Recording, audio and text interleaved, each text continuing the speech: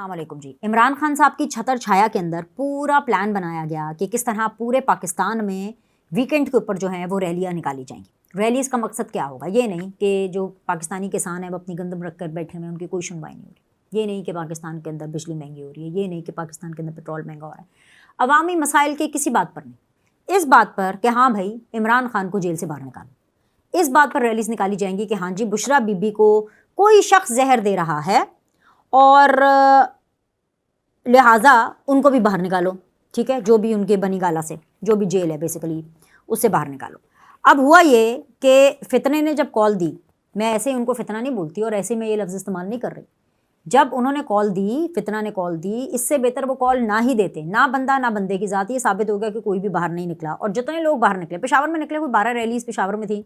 لیکن پشاور میں ابھی بھی دیکھیں نا ان کی حکومت ہے، وہ والی حکومت جو کہ الیمین گنڈا پور صاحب جو ہیں وہ ترلا منتخب کر رہے ہیں، کس کا؟ کور کمانڈر پشاور کا، اور وہ فوج سے مدد مانگ رہے ہیں۔ یہ جو بیرسٹر سیف صاحب ہیں انہوں نے باقاعدہ طور پر فوج سے مدد مانگی ہے، انہوں نے کہا کہ جی صوبے کے معاملات میں آپ جو ہے ہماری مدد کریں، اور کور کمانڈر کراچی سے بھی انہوں نے مدد، یہ پشاور سے انہوں نے مدد مانگی کہ جی آپ ہماری مدد کریں صوبے کو چلانے میں، امن و امان کی صورتحال میں، ہمارے جو مسائل چل رہے ہیں دہشت گردی کے حوالے سے آپ مدد کریں، اور ساتھ ہی ساتھ اس کی ریزن انہوں نے یہ دی کہ بھائی فوج ہماری ہے، ہم کیوں نہ مدد مانگیں؟ اگر ہم اپنی فوج سے مدد نہیں مانگیں گے تو ہم کسی اور کی فوج سے کیسے جا کے مدد مانگ سکتے ہیں؟ تو بھائی یہ باتیں آپ کو تب نہیں یاد آتی جب عمران خان صاحب اسی فوج کے جو چیف ہیں، جو کہ آرمی چیف ہیں، ان کے اوپر اپنے قتل کا الزام، بشرا بی بی کے قتل کا الزام، ان کے اوپر دنیا جہاں کی سازشوں کا الزام لگا دیتے۔ آپ کو یہ فوج تب کیوں نہیں یاد آتی کہ بھئی یہ میری فوج ہے اور میں نے اسی سے مدد مانگنی ہے، جب آپ ان کے مختلف اداروں کے اندر موجود لوگوں کو گندا کرتے ہیں، ان کی نیم کالنگ کرتے ہیں، ان کے اوپر گندے گندے الزامات لگاتے ہیں؟ کرتوت آپ کی یہ ہے کہ نہ بندہ نہ بندے کی ذات، 4 بندے اکٹھے نہیں ہوتے، اور خواب آپ نے یہ سجائے میں ہیں کہ جی میں عوام کے سمندر کے ساتھ جیل سے باہر آؤں گا۔ آپ کو اپنی لیگل فائٹس عدالتوں میں لڑنی ہے، کبھی پارلیمنٹ میں آ جاتے ہیں آپ کے لوگ ماسک پہن کر کے اور نعرے لگا رہے ہوتے ہیں بشرا بی بی کو رہا کرو بشرا۔ ارے بھائی ایسے قانونی معاملات تو ہینڈل نہیں ہوتے نا، قانونی جنگیں قانونی طریقے سے لڑی جاتی ہیں، سیاسی جنگیں سیاسی طریقے سے لڑی جاتی ہیں، اور سیاست یہ کیا کر رہے ہیں؟ سیاست کر رہے ہیں یہ 2 منہ والے سانپ والی۔ آپ کو یاد ہے فیصل واجہ صاحب جب پچھلے دور میں تھے تو انہوں نے کہا کہ عمران خان کے آس پاس 2-3 ایسے لوگ ہیں جو کہ 2 منہ والے سانپ ہیں۔ مجھے لگتا ہے کہ ان میں سے ایک عمران خان صاحب تھے، جس کا نام فیصل واجہ صاحب نے تب تو نہیں لیا، لیکن انہوں نے جو بات کر دی، مجھے یہ اب لگتا ہے کہ وہ بات عمران خان صاحب کے حوالے سے بھی تھی، ان میں سے ایک تو عمران خان ہی تھے 2 منہ والے سانپ، کیونکہ عمران خان کی جو ٹوٹل سیاست ہے نا وہ دوغلے پن پہ چل رہی ہے۔ I know this a very bad word to be used for a person who is apparently famous, who has following, اور مجھے فالوورس کی اور ان کی فیلنگ کی قدر کرنی چاہیے، لیکن سچ بھی تو بولنا چاہیے نا۔ میرے الفاظ سخت ضرور ہو سکتے ہیں لیکن سچ ہے، عمران خان دوغلے ہیں، موقع پرست ہیں، موقع پہ چوکا مارتے ہیں۔ عمران خان کی ٹوٹل سیاست میٹھا میٹھا ہپا پر کڑوا کڑوا تھو تھو کے عین مطابق ہے۔ وہ وزیر اعظم بن جائے تو پاکستان زندہ باد، اپوزیشن میں ہو تو پاکستان کی ایسی کی تیسی، اس کو آپ تباہ و برباد کر دیں، اس کو پر ایٹم بم گرا دیں۔ وزیر اعظم تھے تو جمہوریت شاندار، یہی جو نظام ہے یہ جاندار، اقتدار سے نکالے گئے تو جی سارے ادارے کرپٹ ہیں اور شریفوں کے غلام ہیں، الیکشن جیت گئے تو جی ٹھیک ہیں، اور اگر ہار گئے تو جی دھاندلی ہو گئی۔ عمران خان کا ٹوٹل ویژن بس اتنا ہی ہے کہ جج، جنرل اور جرنلسٹ، وہ جو ان کے ساتھ ہے جج، جنرل اور جرنلسٹ، بس وہی ایماندار ہیں، اور جو جج، جنرل اور جرنلسٹ نیوٹرل ہے یا ناقد ہے وہ غدار ہو جاتا ہے۔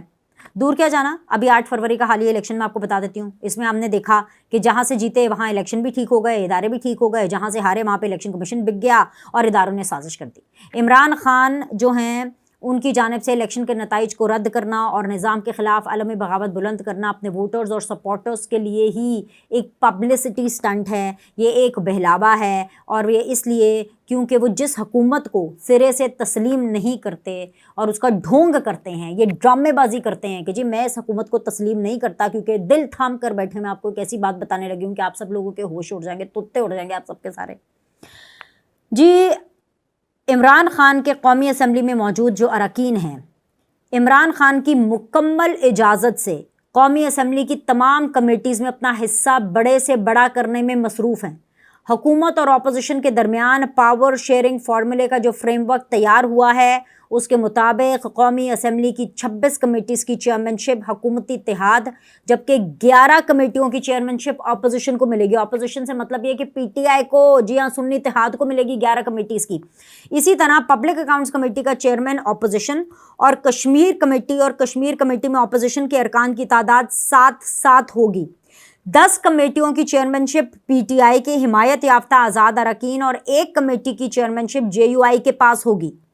यही नहीं, हुकूमती यकीन दहानी कमेटी में भी 5 अरकान ऑपोजिशन से होंगे। हाउस बिजनेस एडवाइजरी कमेटी के 26 अरकान में से भी 8 ऑपोजिशन से होंगे। जी हाँ, अलमिया यही है कि मीडिया पर आकर जो पीटीआई या जो सुन्नी इत्तेहाद इस हुकूमत को कोसती रहती है, कौमी असम्बली में उन्हीं के साथ अच्छे बच्चों की तरह मिल बैठती भी है और ओहदों पर बार्गेन भी करती है कि नहीं जी हमें ये चाहिए, नहीं जी हमारा पब्लिक अकाउंट्स कमेटी का चेयरमैन ये होगा, हमारा होगा, हमारी मर्जी है तो हम चुनेंगे कौन होगा, हमें ये नहीं चाहिए, हमें वो नहीं चाहिए। कौमी असम्बली की कमेटियों की चेयरमैनशिप कोई मामूली बात नहीं होती है। मैं आपको बता दूं, चेयरमैन हो या अरकान हो, उनको अलहदा से पैसे मिलते हैं, अलहदा से बेसिकली उनको मरात मिलती हैं, अलहदा से उनको गाड़ियां मिलती हैं। तो क्या गाड़ियां बगैर पैसों के आती हैं? जो मरात है वो बगैर पैसों के आती हैं। और हर कमेटी में हुकूमत और अपोजिशन अरकान मिल के बैठते हैं। कमेटी चेयरमैन भले नून लीग से हो, पीटीआई को कोई एतराज़ नहीं होता और हुकूमती मामलात मिलजुल करके बंद कमरों के अंदर तय हो रहे होते हैं। जैसे बंद कमरों के अंदर ही कहते हैं जी कोर कमांडर पेशावर हमारी मदद करे, बंद कमरों के अंदर ही कहते हैं कि जी फौज हमारी मदद करे। बंद कमरों की कमेटियों में सब अच्छा होता है, मगर जैसे ही कैमरा ऑन होते हैं इनकलाब का लावा इनमें फटना शुरू हो जाता है,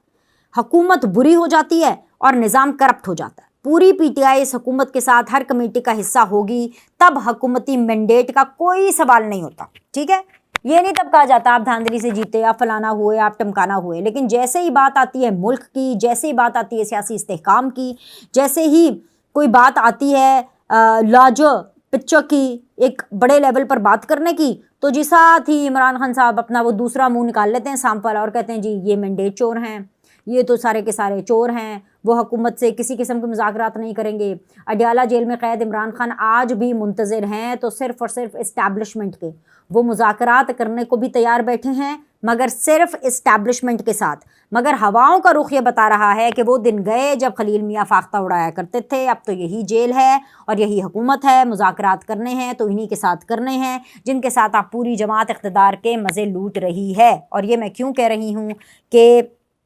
एक रीसेंट प्रोग्राम में शहरियार आफरीदी ने जियो के एक प्रोग्राम में, शहजाद इकबाल का था गालिबन, उसके अंदर ये बता रहे हैं कि जी हाँ हम करेंगे मुज़ाकरात, हम तो तैयार हैं बिल्कुल मुज़ाकरात करने के लिए, लेकिन हमने हुकूमत से नहीं करना मुज़ाकरात, हमने मुज़ाकरात करने हैं आर्मी चीफ से, हमने मुज़ाकरात करने हैं जी DGI से, हमने मुज़ाकरात करने हैं जी पाक फ़ौज से, क्योंकि फ़ौज हमारी है, हमें इनके साथ मुज़ाकरात करने हैं, हमने इन चोर डाकू लुटेरों के साथ मुज़ाकरात नहीं करने। तो मैं तो हैरान परेशान हो गई कि भाईजान इन लोगों ने मुज़ाकरात उन लोगों के साथ करने हैं जिनके ऊपर ये इल्ज़ाम लगा रहे हैं कि आर्मी चीफ का कह रहे थे ना मुज़ाकरात करने हैं, तो आर्मी चीफ के ऊपर तो इल्ज़ाम लगाते हैं कि मुझे मारना चाहते हैं, मेरी बीवी को मारना चाहते हैं। ये कहते हैं जी हमने DGI के साथ मुज़ाकरात करने हैं, उनके ऊपर भी इल्ज़ामात लगाते रहते हैं गंदे गंदे। ये कहते हैं कि जी हमने पाक फ़ौज के साथ जो है वो मुज़ाकरात करने हैं। तो भाई इनको तो ये भी बता दें कि जो पाक फ़ौज है वो यही वाली फ़ौज है जिसके ऊपर ये इल्ज़ामात लगाते रहते हैं। तो इसलिए भाई ये जो है ना, ये जो दो मुँह वाले सांप है, ये